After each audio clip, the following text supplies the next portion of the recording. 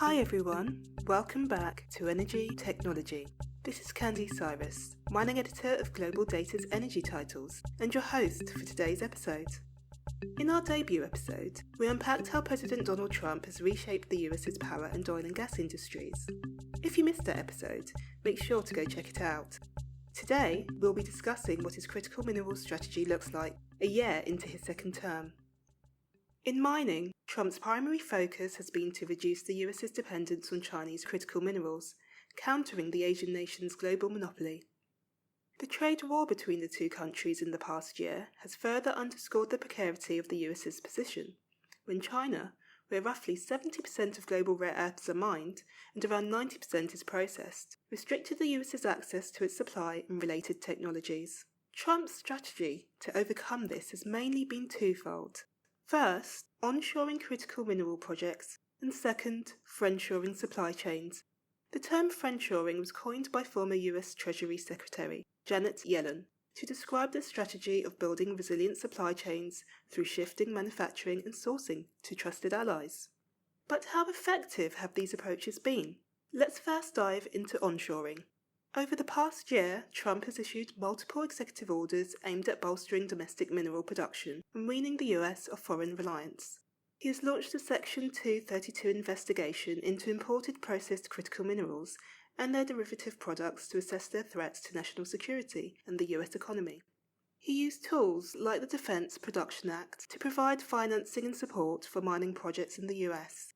And he directed agencies to accelerate mineral exploration and project development by streamlining review processes. In June, the Graphite Creek project became the first mining project in Alaska to be added to the FAST-41 federal permitting program, which was designed to accelerate environmental reviews. Mike Schaffner, Senior Vice President of Mining at the project's operator, Graphite One, sheds light on Trump's impact on permitting for domestic mining. 10 years ago, it was very difficult to permit a mine. There's definitely been a change of attitude there. I think where we're getting to now is if the environmental groups had a valid cause for objecting the mine, rather than objecting every single mine, it would be heard. But at this point, I think it's going to take an actual valid cause, and that's a bit of a pendulum swing. Lithium America, you'd see that when they got their permits here up at Thacker Pass, they got a challenge from the environmental groups, and typically every single challenge, I would tell you 5 years ago, was accepted by the courts, and the Ninth Circuit actually turned it down for the first time I've seen ever. Most notably in onshoring efforts, however, the Trump administration has expanded federal ownership in the domestic mining sector, acquiring stakes in various companies and their projects, such as magnet producer Vulcan Elements, Lithium Americas and its Thacker Pass lithium project, and Trilogy Metals and its Upper Kobuk mineral projects, to name a few. Just last month, it also invested $1.6 billion in USA Rare Earth for a 10% stake in the company. But one particular investment has stood out, and that's the 15% stake it acquired in MP Materials in July 2025, making the government the largest shareholder of the company. MP Materials' Mountain Pass mine in California is the US's only active large-scale REE mine. It produces, separates and refines praseodymium neodymium oxide, cerium chloride, lanthanum carbonate and its heavy rare earth concentrate, which it only sells to customers outside of China since the tariffs China imposed last year. We have joining us today Colin Williams, Mineral Resources Program Coordinator at the US Geological Survey, to help explain. Colin, how effective have Trump's onshoring initiatives been? Well, until the past few years, we were 100% dependent on China for rare earth elements. In recent years, American company MP Materials was able to restart a mine in Southern California, the Mountain Pass mine, which is a world-class rare earth element deposit, and start producing rare earth elements. However, we were still 100% dependent on China for processing of those rare earth elements. They had to ship their ore to China for processing and then bring material back to the United States. We also lacked the manufacturing capacity to produce rare earth element magnets, which are one of the major high technology applications for those critical minerals. MP Materials started trial production at its metal and magnet manufacturing facility in Fort Worth, Texas last year, and is building a second magnet facility. Does that change anything? So companies are working very hard to develop magnet processing manufacturing facilities. We're still 100% dependent on imports for finished products like magnets. So, arguably, the biggest challenge to onshoring effectively is in processing and refining. Mike, is China not experiencing these problems? The reason China is ahead of this on the rare earths is they're recovering them all in secondary processes. So they're putting in zinc smelters and they're recovering the gallium and the germanium as a co-product. So they don't have specific rare earth facilities. They have facilities that are recovering them as secondary products. Thanks for explaining, Mike. Indeed, rare earth elements are not necessarily rare. They're just not found in high levels and concentrations as necessary. The Trump administration's idea has been that friendshoring could help to offset some of these challenges. The US has made critical mineral deals with a wide range of countries over the past year to diversify supply away from China while its domestic capacity remains limited. It launched a Critical Minerals Action Plan with other G7 members in June, focusing on reducing dependency on China, and in October signed an agreement with Australia, which included investing $1 billion in projects in both countries over the following 6 months. In Asia, Vietnam, Taiwan, and India have emerged as the US's friendshoring partners, as the Western nation views them as relatively politically stable Indo-Pacific nations that are also aligned with Western regulatory standards. Meanwhile, friendshoring Japan and South Korea has allowed the US to also capitalise on their advanced technology sectors and robust industrial policies. Some friendshoring attempts have been more controversial, including the establishment of the US-Ukraine Reconstruction Investment Fund in April 2025, focused on mineral development, while the US also entered discussions with Russia on mining rare earths in the Arctic.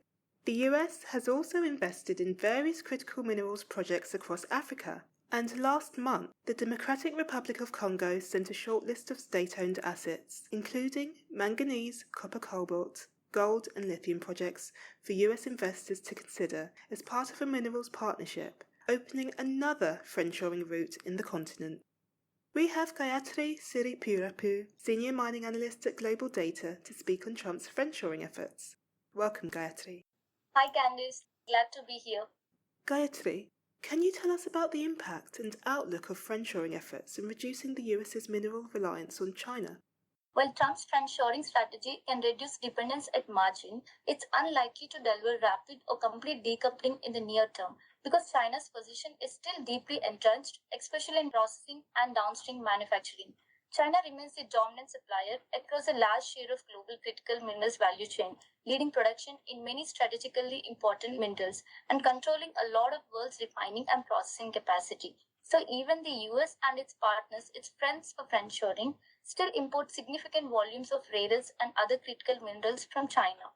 And the reality is, mining projects take time, typically 7 to 15 years, to move from exploration to commercial production. And building competitive refining and separation capacity, whereas China is most dominant, takes even longer. On top of that, environmental permitting, regulatory complexity, and community opposition remain persistent bottlenecks in several allied jurisdictions, which delays new supply further. So, over the next 3 to 5 years, friendshoring is more likely to support incremental diversification, especially through lithium, nickel, and copper projects in allied countries. But meaningful independence from China in rare earths processing, battery materials, and advanced components will require sustained investment and policy continuity over a much more longer time frame. Realistically, we are looking at a 10 to 15-year horizon for material change. Well, with onshoring and friendshoring being Trump's two main approaches, I'm curious to know, how do the two strategies work together or work against each other? Well, Trump's tariffs and trade restrictions are designed to shift focus to onshoring, but these measures haven't always been viewed positively by the same friends the administration wants to friendshore with. For example, large domestic subsidies under the Inflation Reduction Act and Chips and Science Act have created tensions with partner countries because the incentives have been hard for non-US producers to access, and that can undermine trust in how durable these friend classifications really are.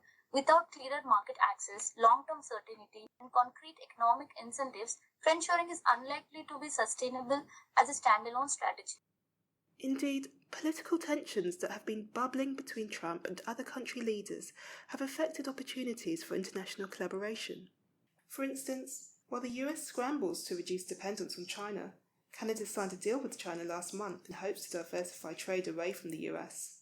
A few days later, at the World Economic Forum in Davos, Canadian Prime Minister Mark Carney said that great powers such as the US are weaponizing economic integration, and negotiating with those countries bilaterally leaves countries such as Canada at a disadvantage. Thus, if Trump is to push forward with this twofold agenda, his administration will need to ensure a good balance so that the two approaches don't conflict with one another. We'll be keeping an eye on how Trump's onshoring and friendshoring efforts pan out. But for now, I'd like to thank our guests, Colin, Mike, and Gayathri, for joining us. That's it for today's episode of Energy Technology. Find more news and strategic insights into all things energy on power technology, offshore technology, and mining technology, all free to access. For quick daily updates, make sure to subscribe to our newsletters. I'm Candy Cyrus, and we'll see you next week.